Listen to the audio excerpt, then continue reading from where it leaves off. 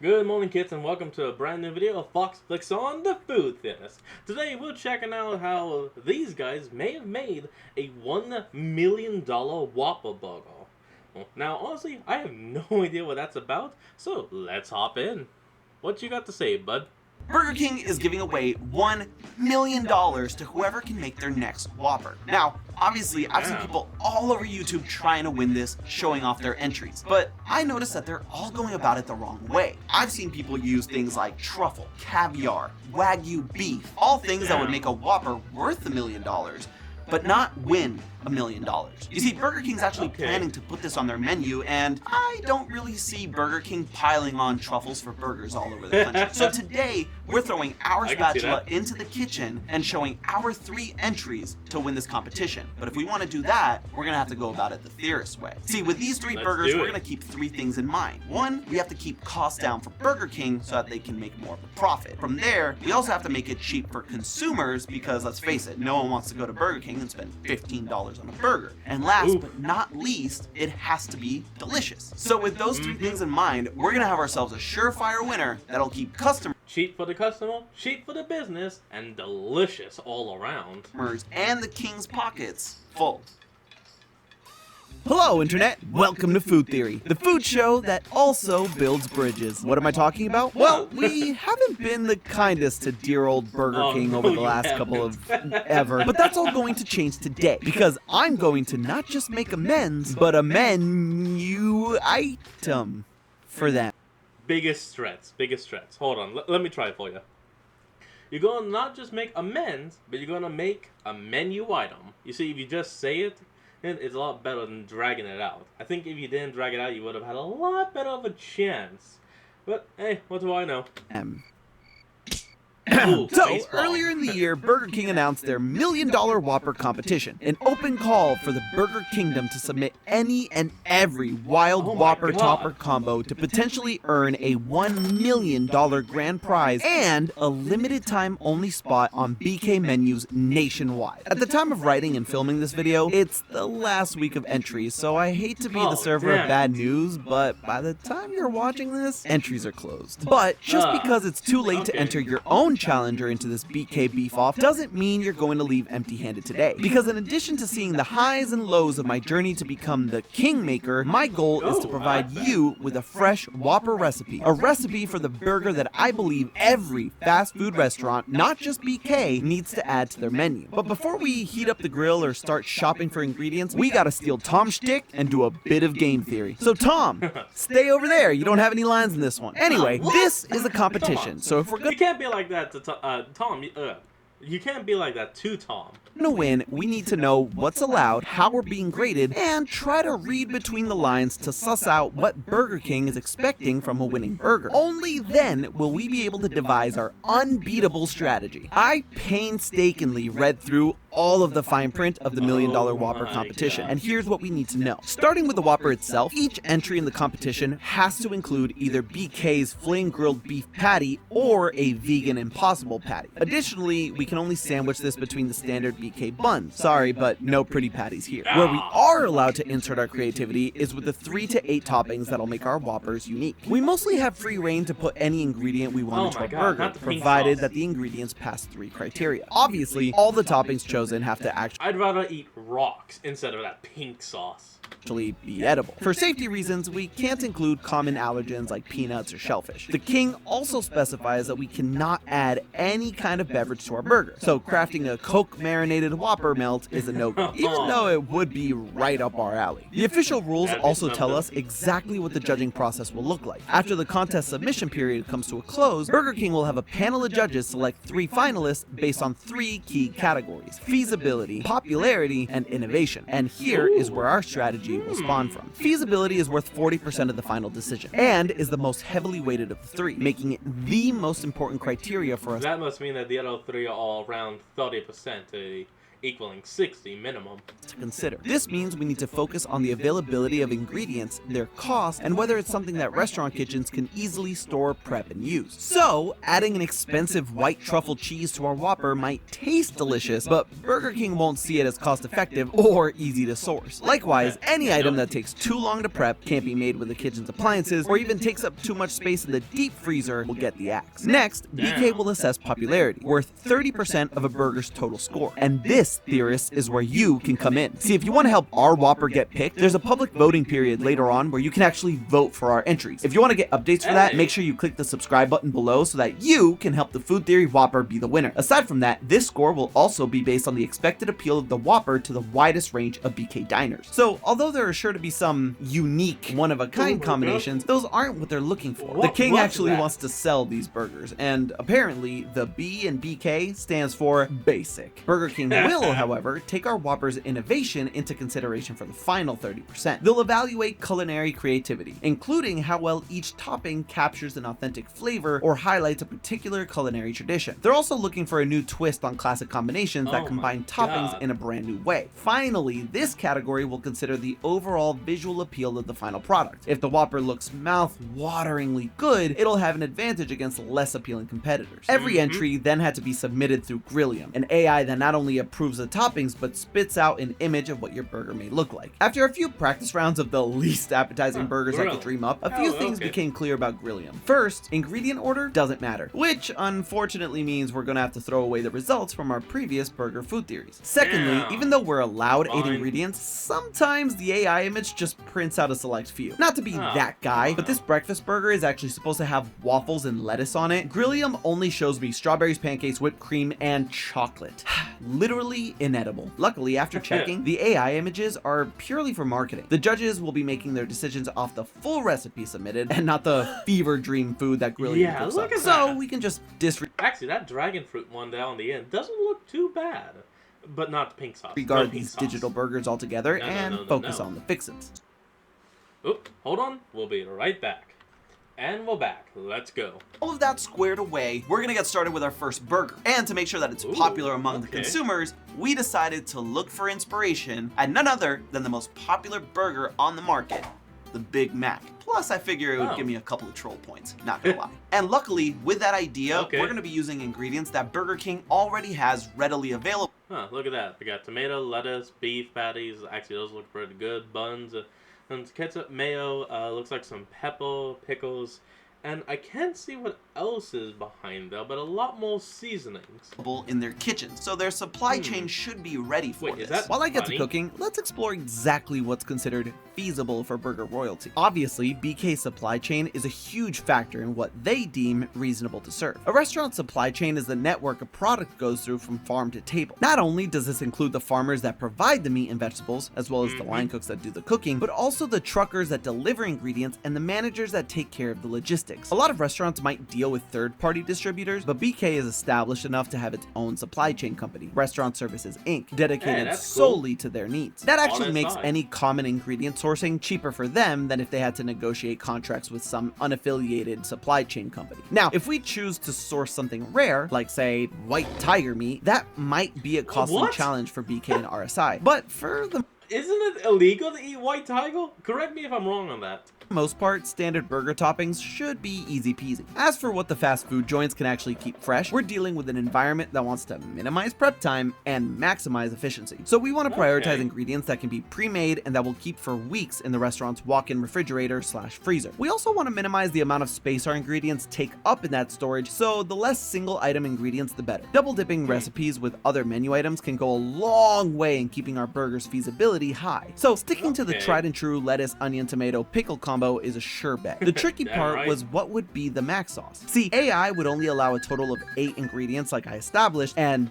that was a Yu-Gi-Oh sound effect for life points. Big Mac sauce wasn't a valid option, so I had to stick with boring old Thousand Island. But I'll let you in on a big secret, folks. Big Mac sauce, not Thousand Island. Now this moment right here is really important to me. Back in our Frankenburger episode, I dropped the truth bomb that Big Mac sauce does not contain ketchup. Some of you reached out and were like, what? It doesn't? Yeah, no, it doesn't. Listen to me. It doesn't. The red hue in Big Mac sauce comes from none other then paprika. That is Oh, where that comes that's from. what If I that see you is. putting ketchup Paprika. in your Big Mac sauce, I will appear in your pantry. I swear.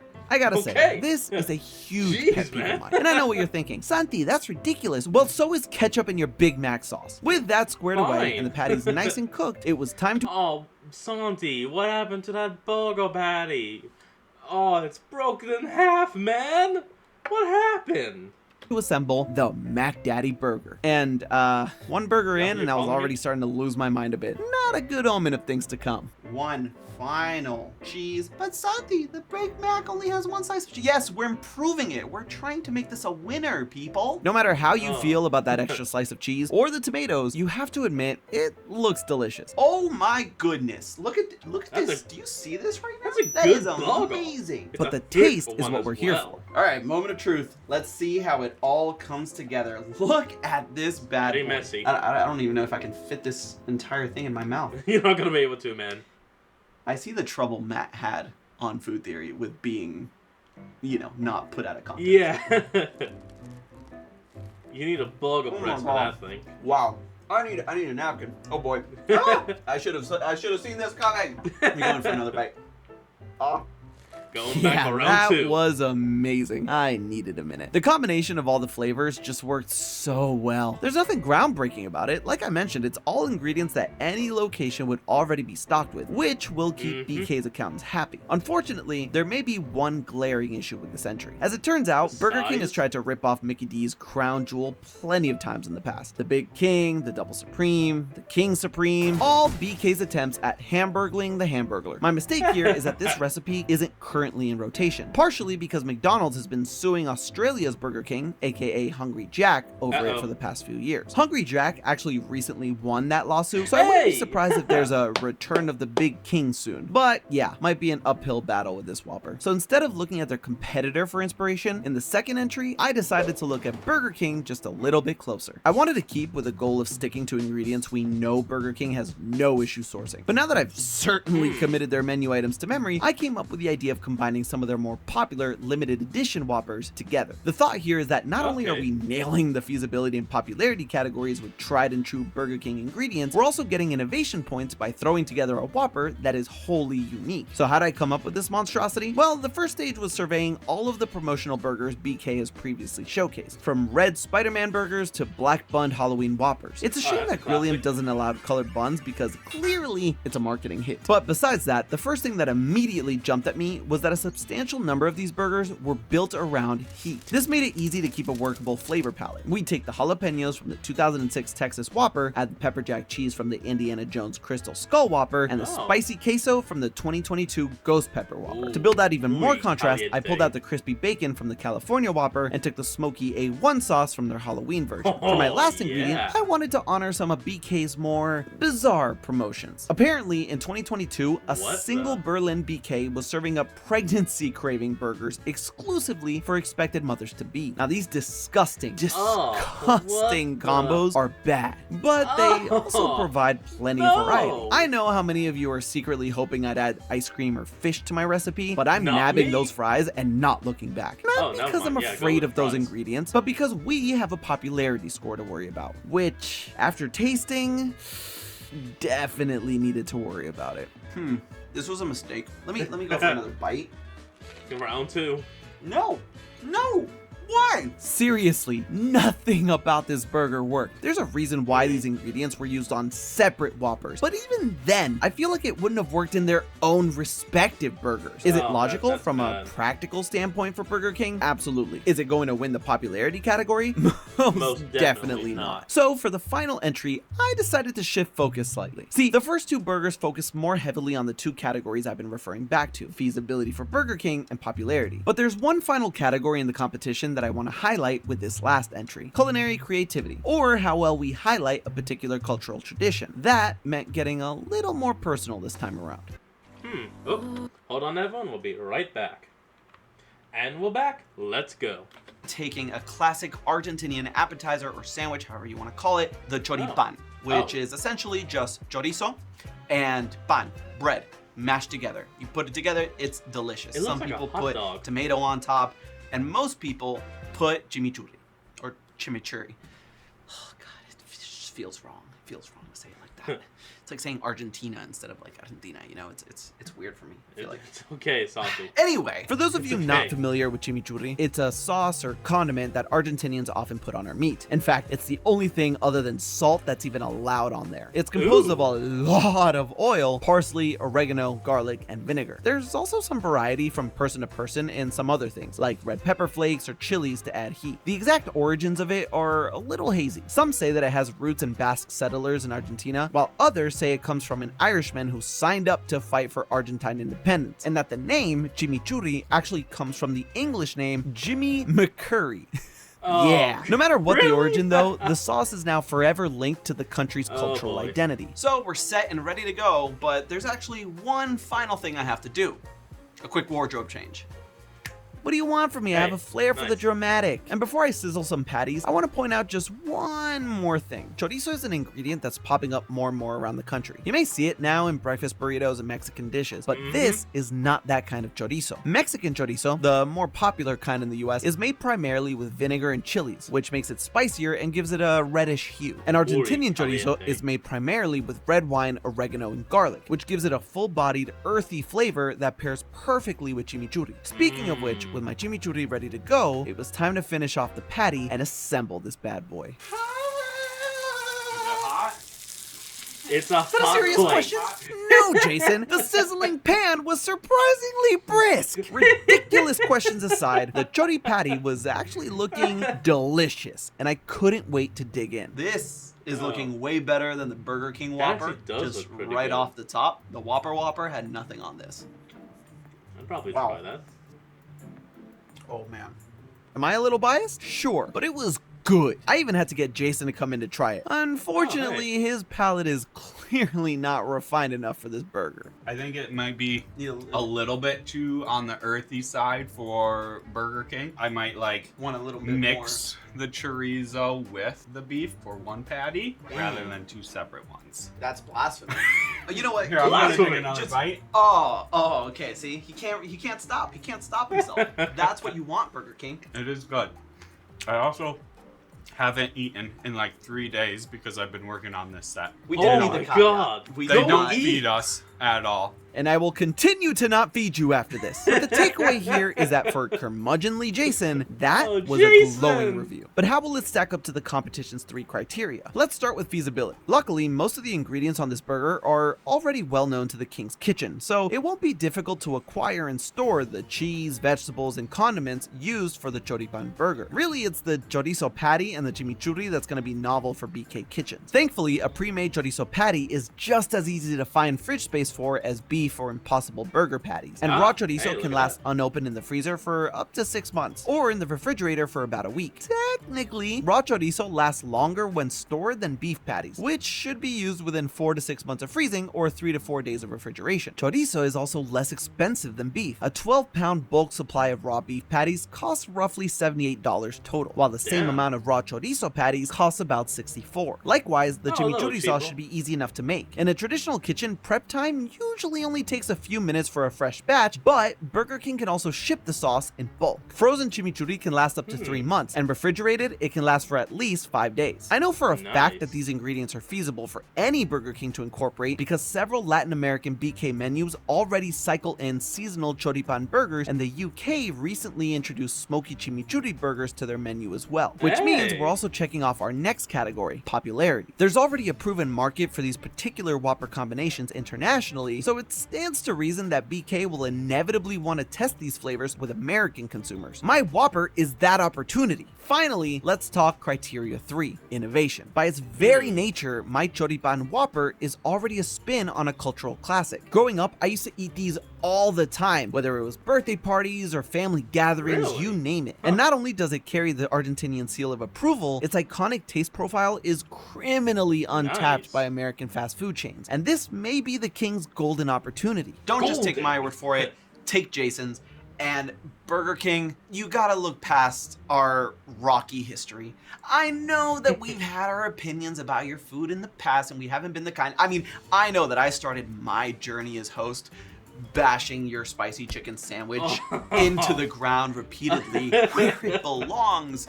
but I think this could be the start of something new, something great. Please give our Whopper a shot.